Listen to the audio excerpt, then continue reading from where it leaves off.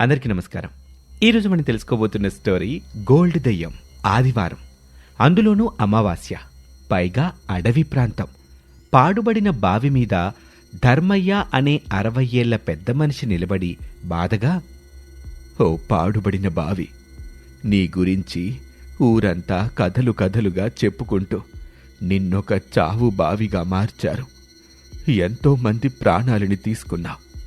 ఇప్పుడు నా ప్రాణం కూడా తీసుకో. తెలివిగా బ్రతకటం చేతకాని అసమర్థుణ్ణి. లోకం తీరు ఎప్పుడు ఎలా మారుతుందో గ్రహించుకోలేని వ్యర్థజీవిని. నన్ను నీలో దాచుకో అంటూ కన్నీళ్లు పెట్టుకుంటూ ఉండగా ఉన్నట్టుండి ఒక్కసారిగా ఆ బావిలో నుంచి గోల్డ్ కలర్ వెలుగొస్తుంది. ధర్మయ్య భయపడి బావి మీద నుంచి కిందపడి ఆ వెలుగుని అయోమయంగా చూస్తూ ఉంటాడు. అప్పుడా బావిలో నుంచి ఒక ఆడదెయ్యం సడన్గా గాలిలోకి లేచి ధర్మయ్యనే చూస్తూ, ఏం పెద్దాయనా, చావాలని అంత కోరికగా ఉందా? కోరిక కాదు, బాధగా ఉంది. నా మంచితనాన్ని ఎవ్వరూ అర్థం చేసుకోవటం లేదు అని ధర్మయ్య చెప్పిన మాట విని ఆడదెయ్యం నవ్వుతూ గాలిలో మాయమైంది. అంతే, బావిలో గోల్డ్ వెలుగు మాయమైపోయింది. దెయ్యం బావి మీద కూర్చొని, ఇలా రా పెద్దాయనా, వచ్చి నా పక్కన కూర్చో. నీ పక్కన నేను కూర్చోవాలా? ఎందుకు? అదేంటి పెద్దాయనా, చనిపోవాలని నా దగ్గరికి వచ్చావు. నేను నిన్ను చంపడానికి బావిలో నుండి గోల్డ్ వెలుగు ఎఫెక్ట్ వేసుకుని మరీ వచ్చాను. ఇప్పుడు రమ్మని చెబితే అలా తడబడుతూ అక్కడే ఉన్నావు. రా పెద్దాయనా, వచ్చి నా పక్కన కూర్చో. నువ్వు చెప్పేది నిజమే. ఎలాగూ చనిపోవడానికి వచ్చాను గదా, ఇంకా నాకీ భయం ఎందుకు? వస్తున్నాను, నీ పక్కన కూర్చుంటాను. ఎలాగైనా చంపు, నీ ఇష్టం అంటూ లేచి వెళ్ళి బావి మీద ఆ దెయ్యం పక్కనే కూర్చున్నాడు ధర్మయ్య. ఇలా చూడు పెద్దాయనా, చావడానికి నా దగ్గరికి వచ్చిన వాళ్ళ కష్టం నష్టం తెలుసుకొని అప్పుడు వాళ్ళని చంపుతాను. ఇప్పుడు నువ్వు నీకొచ్చిన కష్టం గురించి చెప్పు, నీకు నష్టం గురించి చెప్పు. అప్పుడు నేను నిన్ను చంపాలా వద్దా అని డిసైడ్ అవుతాను. నీకు అవకాశాలు ఇస్తాను.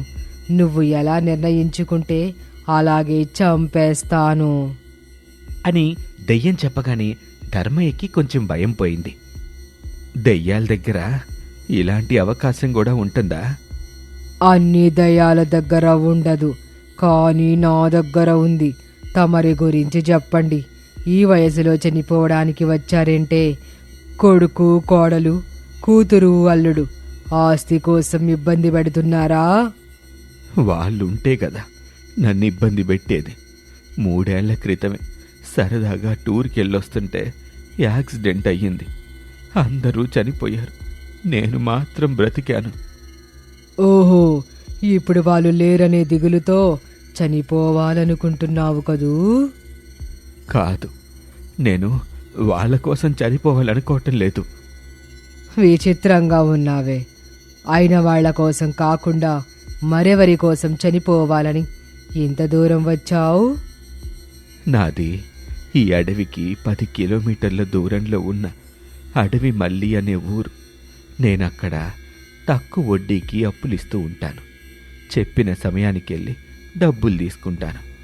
అసలు మాత్రం నా దగ్గర పెట్టుకొని ఆ వడ్డీ మీద వచ్చిన డబ్బులన్నింటినీ ఒక దగ్గర వేసి భద్రయ్య అనే టీచర్కి జీతం ఇస్తూ ఉంటాను. ఏమిటి పెద్దయినా నువ్వు చెప్పేది? నువ్వు ఒక టీచర్కి జీతం ఇవ్వడం ఏమిటి? మా ఊళ్ళో చదువు విలువ తెలియక చాలామంది పిల్లలు పనిలోకి పోతున్నారు.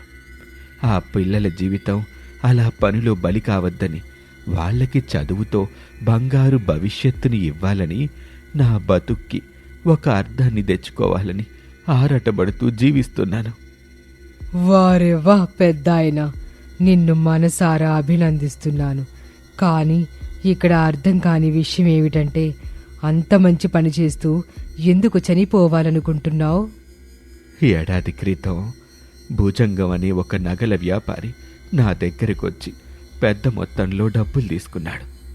వడ్డీ కూడా కొంచెం ఎక్కువగానే ఇస్తానని చెప్పాడు. దాంతో నేను మరొక టీచర్ని పిల్లల కోసం తీసుకురావచ్చని ఆశపడి ఉన్న మొత్తం డబ్బుల్ని అతనికి ఇచ్చాను. ఏం పేరు వాడి పేరు? ఆ భుజంగం అన్నావు గదూ? అవును, వాడే. ఒక్క నెల వడ్డీ కట్టాడు. ఆ తర్వాత నెల నుంచి కథలు చెప్పటం మొదలుపెట్టాడు.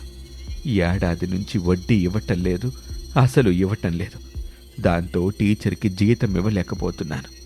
పిల్లలకి 2 పూటల అన్నం కూడా సరిగ్గా పెట్టలేకపోతున్నాను. ఎంతగానో బ్రతిమిలాడి చూశాను. ఆ భుజంగం డబ్బులు ఇవ్వటం లేదు. అందుకని చనిపోదామని వచ్చావా? భలే వాడివి పెద్దాయన నువ్వు. నీలాంటి మంచి వాళ్ళని చంపుతానా? మరెవరు చంపకుండా చూసుకుంటాను కాని ఇక నువ్వు ఆ భుజంగం గురించి మరచిపోయి ప్రశాంతంగా ఉండు. ఆ భుజంగం సంగతి నేను చూసుకుంటాను కదా. ఏం చేస్తావు? చంపుతావా? చావుని పరిచయం చేస్తాను. అయితే నన్ను తీసుకెళ్ళు, ఆ భుజంగం ఇంటిని చూపిస్తాను. నాకు తెలుసు. మిమ్మల్ని మీ ఇంటి దగ్గర దిగబెట్టి వాడి దగ్గరకు వెళతాను అని చెప్పగానే వాళ్ల ముందు మెరుస్తూ ఒక పొడవాటి కర్ర ప్రత్యక్షమైంది. ఇద్దరూ ఆ కర్ర మీద కూర్చున్నారు. ఆ కర్ర గాలిలో ఎగురుతూ వాళ్ళని తీసుకొని అలా ముందుకు వెళ్తూ వెళ్తూ ధర్మయ్య మట్టి ఇంటి దగ్గర ఆగింది. ధర్మయ్య తన ఇంట్లోకి వెళ్ళాడు. దెయ్యం ఆ కర్ర మీద కూర్చుని గాలిలో వెళ్తూ భుజంగం బెడ్రూంలోకి వచ్చింది. భుజంగం ప్రశాంతంగా పడుకుని ఉన్నాడు. భుజంగం, ఓ భుజంగం, లే భుజంగం, నేను కుమారి 21Fని వచ్చాను, లే అని అంటుంటే దెయ్యం చెయ్యి పొడవుగా సాగుతూ వెళ్ళి భుజంగం చెంప మీద గట్టిగా కొట్టింది. అంతే, భుజంగం తుల్లిపడి పైకి లేచాడు. దెయ్యం అమ్మాయిలాగా మారింది. ఎవరు నువ్వు? నేను భుజంగం, కుమారి 21Fని. నువ్వెవరైతే నాకేంటి? తలుపు వేసినట్టే ఉంది, కిటికీ కూడా వేసినట్టే ఉంది. ఆయవి, మంత్రానివి. నా వాళ్ళు ఇంట్లో లేని సమయం చూసి నన్ను ఇలా భయపెట్టడానికి వచ్చావు. అయ్యో భుజంగం, నేను మాయని కాదు, యక్షిణిని కాదు, మంత్రాన్ని కాదు, యంత్రాన్ని కాదు, కుమారి 21Fని, అందమైన అమ్మాయిని. నన్ను చూస్తుంటే నీకు తెలియడం లేదా భుజంగం? ఇక ధర్మయ్య తన ఇంటి దగ్గర నుంచి ఆ దెయ్యం భుజంగాన్ని ఏం చేస్తుందో ఏమో. కోపం వచ్చి చంపేస్తే వామ్మో, నా అసలు పోతుంది, వడ్డీ పోతుంది, పిల్లల చదువు ఆగిపోతుంది, ముఖ్యంగా నా వల్ల ఒక ప్రాణం పోతుంది. ఆ బాధ నాలో ఎప్పటికీ ఉంటుంది. ఎలాగైనా ఆ దెయ్యం భుజంగాన్ని చంపకుండా చూడాలి, భుజంగాన్ని దెయ్యం నుంచి కాపాడుకోవాలి అని కంగారు పడుతూ భుజంగం ఇంటివైపు పరిగెడుతూ ఉంటాడు. సరిగ్గా అప్పుడే భుజంగం భయపడుతూ, నాకు ఏ కుమారి 21F తెలియదు తల్లి. నేను ఏ ఆడపిల్లని మోసం చేయలేదు. అసలు నేను ఇంతవరకు నిన్నెప్పుడు ఎక్కడ చూడలేదు. మరెవరిని మోసం చేస్తావు భుజంగం? నేనెవరిని మోసం చేయలేదు. ఎవరిని మోసం చేయలేదా? లేదు. బాగా గుర్తు తెచ్చుకో భుజంగం. నాకు బాగా గుర్తుంది, నేనెవ్వరిని మోసం చేయలేదు. ధర్మయ్య గుర్తున్నాడా? ద ద ద అని భుజంగం తడబడుతూ ఉండగా ఆ అమ్మాయి కిలకిలా నవ్వుతూ దెయ్యంలా మారిపోయింది. అంతే, ధర్మయ్య ఆ గదిలోకొచ్చాడు. దెయ్యం అక్కడ ధర్మయ్యని చూసి ఆశ్చర్యపోయింది. ధర్మయ్య భుజంగం క్షణం కూడా ఆలస్యం చేయకుండా వాళ్ళు అనుకున్న ప్లాన్ని అమలు చెయ్యాలి అనుకున్నారు. దెయ్యం ఆశ్చర్యం నుంచి తేరుకునేలోపే భుజంగం దెయ్యాన్ని గట్టిగా పట్టుకున్నాడు. ధర్మయ్య బీరువాలో ఉన్న కలశం తీసుకొచ్చి అందులోని జలాన్ని దెయ్యం మీద పోశాడు. భుజంగం దెయ్యాన్ని వదిలిపెట్టాడు. అంతే, దెయ్యం తల వరకు గోల్డ్గా మారిపోతుంది. అది చూసి ధర్మయ్య భుజంగం సంతోషపడతారు.